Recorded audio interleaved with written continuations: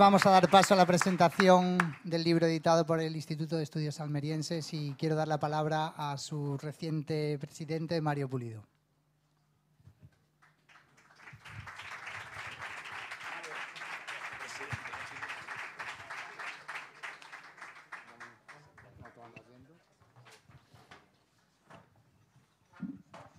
Bueno, buenas noches a todos. Ante todo, bienvenidos y muchísimas gracias por estar aquí. Soy Mario Pulido, el nuevo director recién llegado hace no más de 10 días en el Instituto de Estudios Almerienses, que pertenece al área de Cultura de la Diputación Provincial.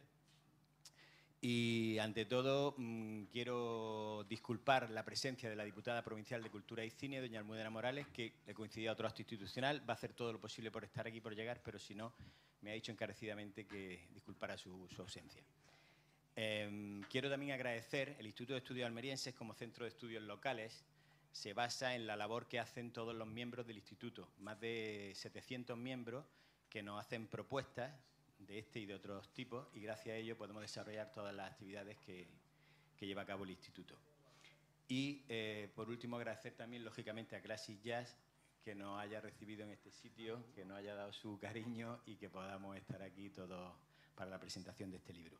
Cuando nos hicieron la propuesta de este libro, la verdad es que el Instituto de Estudios pues no lo dudó porque creemos que es una apuesta importante para abrir el instituto a diverso público. Hay que llegar, la intención que tenemos es llegar a toda la población en general y con estos temas que difieren un poco a lo mejor de los más clásicos, más serios, pues la verdad es que estamos encantados. Ramón García creemos que ha hecho un trabajo fabuloso. Conocido músico y divulgador almeriense, ha intentado profundizar en todas las consecuencias, en las circunstancias, mejor dicho, de por qué en aquella época, en aquellas décadas, fue increíble que un sitio como el Georgia, en una Almería, una ciudad pequeñita, a diferencia de otras grandes ciudades de España, pues fuese uno de los pocos locales que mantenía una programación estable de conciertos de jazz. Lo cual permitió que, como digo, en una ciudad pequeña como Almería pasaran pues míticos y legendarios músicos de aquella época, de ese género musical, ¿no? Eso fue la época dorada del jazz, ¿eh? Yo no voy a hablar mucho más porque aquí hay expertos en la materia y yo no soy un especialista. Le voy a pasar la palabra ahora después al prologuista, que es Jesús Pozo. Simplemente decir que para que nos hagamos una idea, que la gran difusión que ha tenido el libro y gracias a su autor, nos ha contactado Canal Sur Radio para ofrecer al Instituto de Estudios Almerienses que ahora en 2023 hagamos un programa de radio con Javier Domínguez, que fue presentador de un mítico programa, El Boulevard del Jazz. Pues nos ha propuesto que en 2023 hagamos un programa de 4 horas de radio para analizar este libro, el contenido y la historia que se cuenta en él. Yo por mi parte nada más y muchísimas gracias a todos por estar aquí esta noche. Le paso la palabra al prologuista.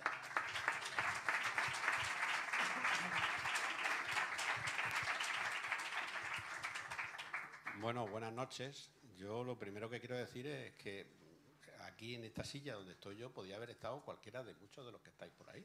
Desde Luis García Escobar a Fafi, a Ángel Valdivia, pero vamos, cualquiera porque yo me fui de aquí a finales de los 80.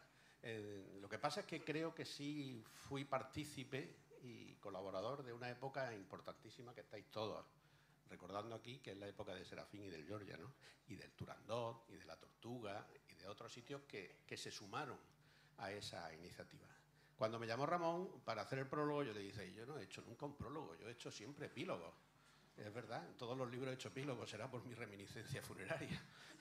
Pero vamos, entonces decidí directamente que si él le llamaba al libro Al este del sol, enseguida se me ocurrió que mi prólogo tenía que ser Al oeste de la luna. Porque cuando terminé de leer el libro me di cuenta de una cosa, que se ha solucionado en el cartel este que estoy viendo. Me ha dado mucha ilusión y, por cierto, muchas felicidades por haber retomado desde el ayuntamiento el festival porque era necesario. Hay una mujer en el cartel, hay dos artistas, creo, que vienen a tocar o a cantar.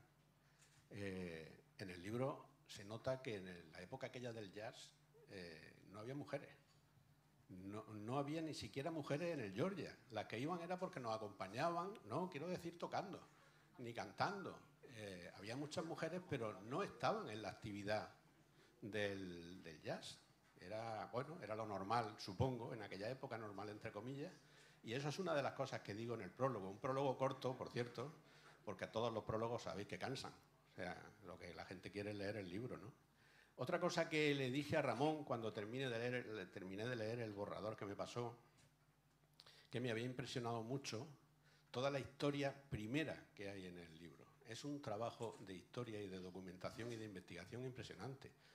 Yo me he enterado de muchas cosas leyendo el trabajo de Ramón, que es magnífico, porque vamos, desde la primera señora, aquella Celia, que escribió un pequeño corto en El Yugo, ya se hablaba del jazz, aunque no, yo creo que no tenía mucho que ver con el jazz, pero en fin, aquella señora ya hablaba en El Yugo del jazz, ¿no? Lo que no sepáis lo que es El Yugo fue la previa a la voz de Almería, el diario franquista, ¿no?, del movimiento. Entonces, esa primera parte a mí me parece fundamental para poder saber por qué Serafín y montó el Georgia, por qué el Georgia existió sobre unas bases que ya estaban fundamentadas en Almería, ¿no? Y una tercera cosa que digo en el prólogo es que este libro deberían cogerlo los profesores y contar parte de la historia de Almería en los colegios, porque el libro lleva una intrahistoria social y política entre líneas que yo creo que no era intención de Ramón, pero le ha salido porque ha hecho historia. Y como es un libro de historia, le ha salido eso, ¿no? En el Georgia nos juntábamos, entrabas y a la derecha había un cubículo que intentábamos llegar siempre temprano para pillarlo, porque era donde se hacían listas electorales, donde se decidía qué iba a pasar al día siguiente, quién iba a atacar a quién, y allí estábamos los periodistas avezados intentando enterarnos de las cosas en el Georgia, ¿no? Y claro, aprovechaban y tiraban, ¿no? A mí me llamó mi padre un día y me dijo: niño, me han enterado que me han dicho que vas por el Georgia y estoy preocupado.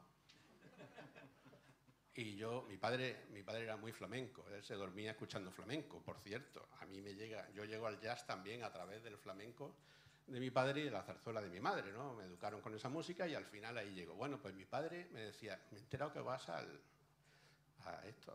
Georgia. Es un sitio que me han dicho que es peligroso. Digo, bueno, ya dejé de ir a los billares de la parrilla Pasaje, coño, déjame que vaya por lo menos a Georgia. Y digo, ¿cómo soluciono esto? Pues cogí a mi padre un día y me lo llevé al Georgia. Y el hombre, como le gustaba mucho la música, salió encantado de allí y ya nunca más me dijo que no fuera por el Georgia, ¿no? Recuerdos del Georgia y de Serafín tenemos todos. Yo creo que el mayor orgullo que tiene Pablo, no sé dónde está Pablo Mazueco, y el Classic Jazz, es que te considera todo el mundo el heredero del Georgia y de Serafín, y eso es impresionante. O sea, ya quisiéramos más de uno, ¿no?, llegar a ese nivel. Poco más puedo yo decir del libro, porque yo creo que es un libro que se escribe con esta calidad y con esta documentación, insisto, y haberse buceado todos los periódicos de Almería, haber hablado con tanta gente, haber entrevistado a tanta gente. Releyendo el libro acordaréis, por ejemplo, de una persona que debería estar aquí para que nos sintiéramos todos, por lo menos una risa echáramos, que era Paco Campos, por ejemplo, ¿no? Que lo recordaremos todos, ¿no?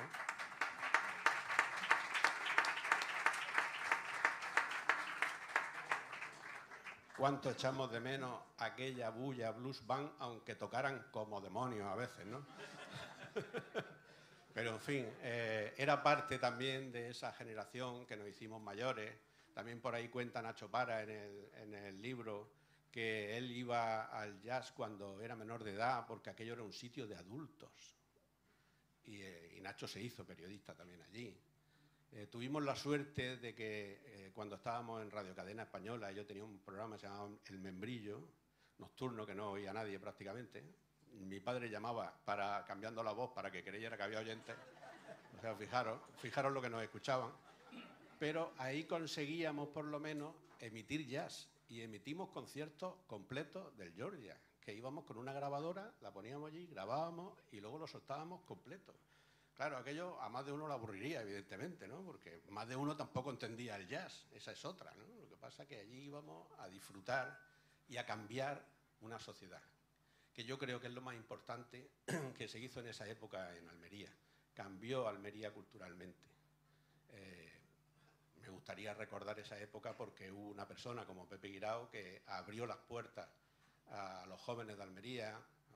Muchos acordaréis del Caimán, os acordaréis del disco que hicimos, la maqueta y el concurso de maquetas que hicimos, que salió un disco de música, Sendero Luminoso, no me acuerdo ahora de todos los nombres, pero eran nombres, ahora yo creo que los detendrían si pusieran esos nombres en un grupo de música, ¿no?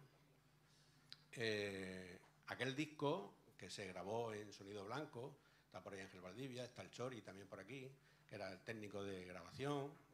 Lo pasamos magníficamente bien haciendo aquello, terminamos en unas condiciones deplorables alguna noche, pero creo que ese fue un comienzo muy importante de cambio social y cultural en esta provincia. No me voy a extender más, solamente voy a decir que cuando yo me fui de aquí, ya os digo, en los años 88, 89, empecé a recorrer España con Diario 16 y donde iba, yo me iba buscando o un bar de flamenco, decía que era del Taranto, que era socio del Taranto y entonces me invitaban a todos. Pues me pasaba lo mismo con el jazz, decía que era socio de aquella asociación de amigos del jazz, luego salió otra y se pelearon y bueno, lo de siempre, ¿no? Si hay una asociación, pues vamos a hacer otra para que nos divirtamos un rato pegándonos, ¿no? Me acuerdo aquella urna que salió por los aires incluso, o sea que... pero bueno, yo cuando iba a Málaga, Valencia, Murcia, y decía que yo era socio de la Asociación de Amigos del Jazz de Almería y miembro activo de cubata de ron con Coca-Cola en el Georgia, pues también me invitaban en los bares, o sea que era como una especie de pasaporte al alcoholismo, ¿no? Nada, yo ya me gustaría que fuera ya Ramón el que cuente su historia. Otra vez decir que como periodista estoy muy orgulloso de que esto se haga aquí en Almería, de que este festival siga para adelante y que AUPA Almería, viva el jazz y viva Ramón García.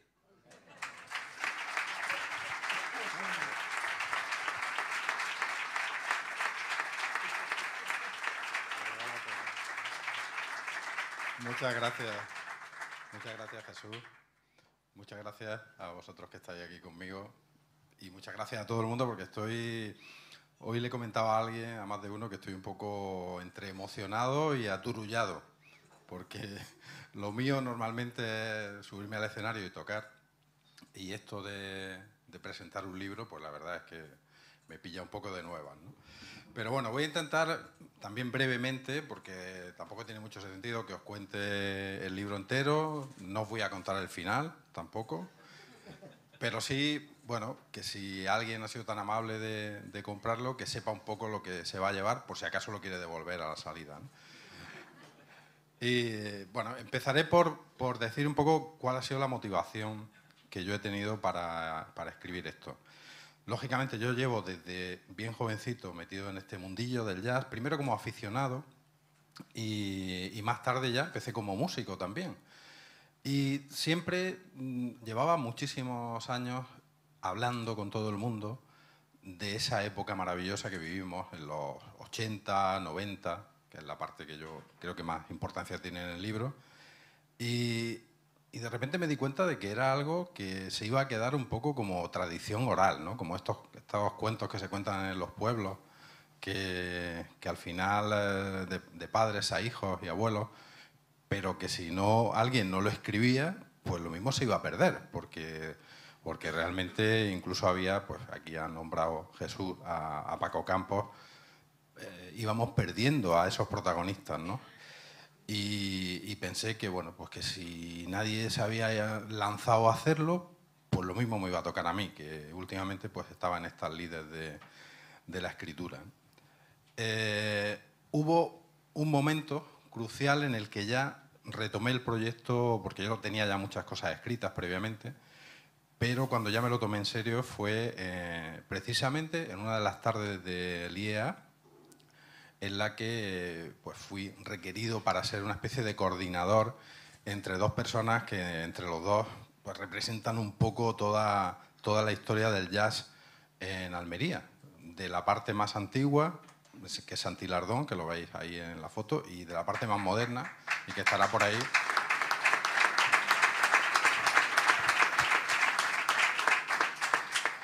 Y de la parte más moderna, pues, ¿qué os voy a decir? Pablo, que ha estado por aquí hace un momento. Y ahí fue quizá el momento en el que yo pensé que la cabeza me hizo clic y dije, voy a empezar ya con esto en serio porque me apetece y lo quiero hacer. O sea, que ahí fue un poco el detonante. ¿Cómo lo he tenido que hacer? Pues realmente he tirado de 3 fuentes, ¿no? Hemeroteca, muchísimo, sobre todo la parte más antigua, claro, porque ya había momentos en los que ni siquiera podía recurrir a nadie que viviese en esa época. Me he hartado de leer mucha prensa, de buscar, me he divertido muchísimo, la verdad. He encontrado cosas muy curiosas que las más graciosas he intentado reflejarlas en el libro.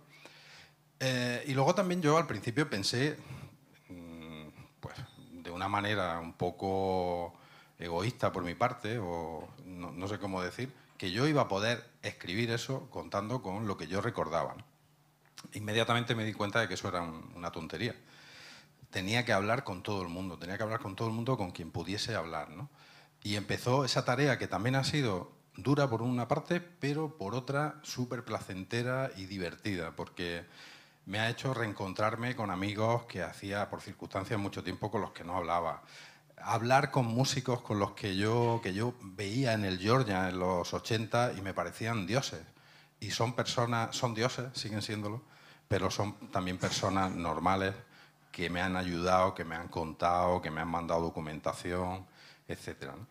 Entrevistas he hecho muchísimas y he querido dejarlas además reflejadas en el libro de manera que no parezca que es que yo lo cuento todo, sino cada cosa que me ha contado cada persona he querido que quede ahí como que es esa persona la que me lo ha contado, porque realmente yo lo considero un libro, una especie de libro coral. Lo que pasa es que en la portada pues tenía que poner el nombre de alguien, ¿no? Pero porque si no, no caben. En la portada no caben todas las personas que han colaborado. Y luego, bueno, un poco también de mis recuerdos, claro, que para eso pues yo andaba por ahí. La estructura que tiene un poco el libro básicamente es los inicios, que decía Jesús que le ha resultado interesante. Pues me alegro mucho, la verdad, es muy interesante. A mí también me resultó súper divertido encontrar tantas referencias curiosas al jazz, algunas en contra del jazz, en ciertas épocas. Porque el jazz en cierta época ha sido considerado algo peligrosísimo, pecaminoso y, bueno, lo peor de lo peor. Y en esas décadas, pues a partir de 39 o así, que es cuando yo me he puesto a investigar, de ahí para atrás es que prácticamente no había nada, pues se consideraba el jazz como algo realmente dañino para la sociedad. Pero eso, visto desde la perspectiva en la actualidad, es súper divertido, la verdad. En aquel momento igual no tanto. Ahí aparecían ya grupos que jugueteaban con el jazz, que eran, por ejemplo, los Trovadores o los Ruti Jazz, que no sé si está Luis García Escobar por aquí, pero era uno de los miembros de los Ruti Jazz y lo tenemos con nosotros. Luego también descubrí el primer concierto que se dio en Almería de jazzistas profesionales. De ese concierto prácticamente no había información. Solamente ese anuncio que veis ahí, que salió en la prensa. Y me pareció bonito investigar sobre eso e intentar darle forma a lo que ocurrió aquella semana en una discoteca del Parque. Y la verdad es que me puse a ello y afortunadamente lo conseguí y hay bastante información que he podido descubrir de todo lo que ocurrió en esa semana iniciática del jazz en Almería. A continuación, y casi no tengo que decir nada, con esta fotografía que estáis viendo de Serafín y ese posavasos del Georgia, eso que veis ahí es el primer anuncio que salió en prensa del Georgia. Ese pequeño anuncio salía muy pequeñito, ¿no?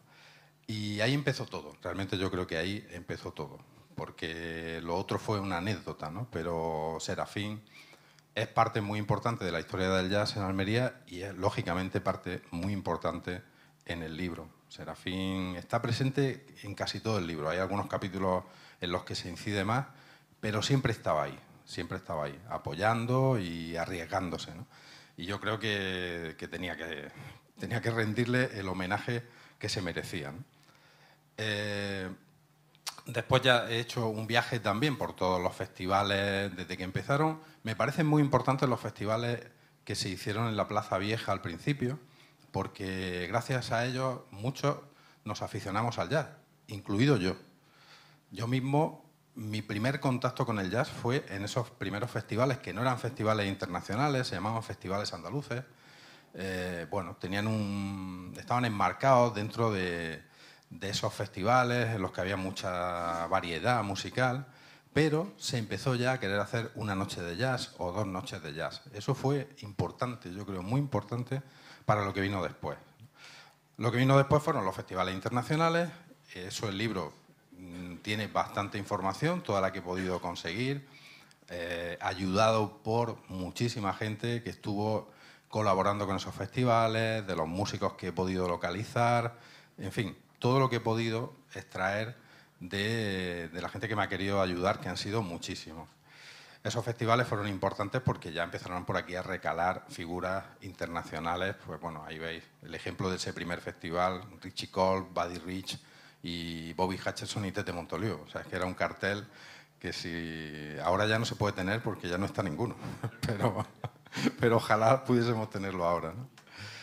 Después, lógicamente, pues la década de los 90 tuvo mucha variedad. Esa también me ha costado un poco recopilar todo porque hubo muchas cosas que pasaron.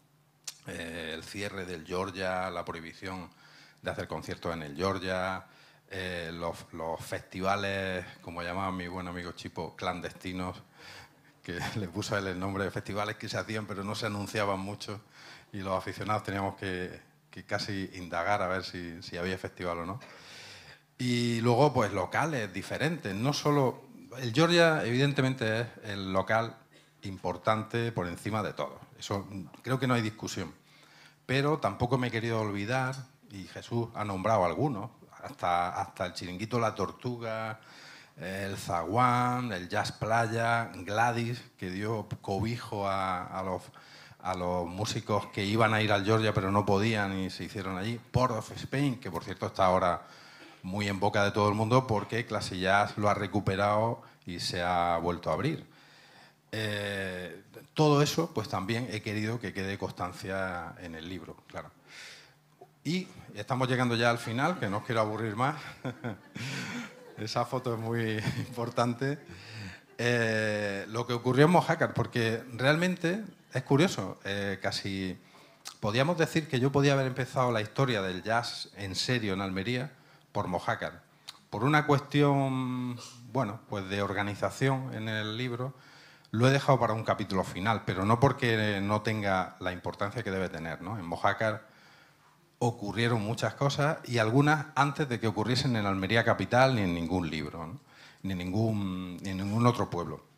Entonces, creo que era también de justicia pues, hablar de los inicios allí, del Titos, que es un sitio también mítico en el que fueron muchísimos músicos por allí. Y bueno, le he dedicado un capítulo completo y porque no podía más, ¿no? Porque realmente igual lo que ocurrió en Mojácar daría lo mismo para otro libro, pero claro, ese ya que lo haga otro. Sí, alguien de Mojácar, pero bueno, la verdad es que en alguna ocasión he ido a Mojácar pues para recabar información y siempre es un gustazo ir a Mojácar, o sea que no me quejo. Y bueno, finalmente, pues también el libro yo quería darle algún toque también personal, que no fuese simplemente cuento la historia. Se me ocurrió, como yo tengo ese afán de divulgador últimamente, que lo que quiero es convencer a todo el mundo de que escuche buena música, pues se me ocurrió que podía aprovechar y recomendar discos que tuviesen relación directa con lo que estaba pasando, ¿no? Pero claro, ahí salen discos, pues desde un disco de Lou Bennett, un disco de Tete Montoliu, hasta discos pues, de nuestros músicos de aquí de Almería, como un disco de Paco Rivas, un disco de Insólito Club, un disco de Antonio Gómez. Pues que yo quería dejar reflejo de eso. Todos tienen relación con el libro y con la historia, porque todos en algún momento tocaron en esos festivales o en esos locales, ¿no? Y ya está. Los músicos almerienses, lógicamente, han tenido un tratamiento especial en el libro. O sea, he preferido dedicarles páginas a nuestros propios músicos y no dedicar páginas a contar biografías de músicos que venían aquí, que realmente no tiene interés porque se pueden ver en cientos de libros. Si aquí vino Dizzy Gillespie, pero yo no voy a contar ahí la vida de Dizzy Gillespie, no tiene sentido. Cuento alguna anécdota de lo que ocurrió cuando vino Dizzy Gillespie aquí, y ya está, ¿no?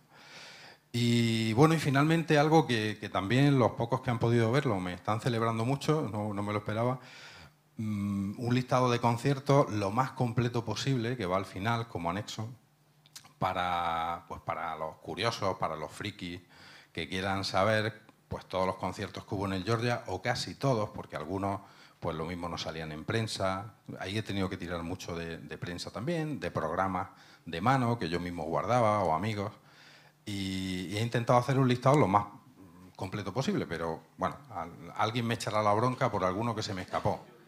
Pues ya está, lo asumo, ¿no? También hay una lista de todos los festivales, con los conciertos que hubo y conciertos en otros locales importantes, como el Jazz Playa, por ejemplo, ¿no? Eso va al final y, bueno, es un anexo que yo creo que puede tener interés pues solamente para los frikis como yo. Y nada más, nada más. No os voy a aburrir más porque lo suyo es que si tenéis ganas y tiempo, pues que lo leáis. Así que, repito. Como dice Carlos Santos, no lo leáis, pero comprarlo. Sí, sí. Bueno, pero yo ahí no estoy de acuerdo con Carlos, fíjate. Yo quiero que lo leáis también, la verdad. Entonces, bueno, no voy a repetir ahora las gracias a todo el mundo porque ya lo sabéis. O sea, estoy verdaderamente emocionado de ver cómo se ha puesto Classic pues por esta pequeña locura que se me ha ocurrido, ¿no? Así que, como final, quería decir que queremos hacer ahora, en un segundo, que se vengan para acá todos los que saben que yo los he llamado para darles la lata, para decirles, oye, cuéntame o mándame una foto, cualquiera, ellos lo saben, todos saben los que son, los que estén aquí, que se vengan para acá y que nos vamos a sacar una foto de familia del jazz almeriense, a ver si es posible.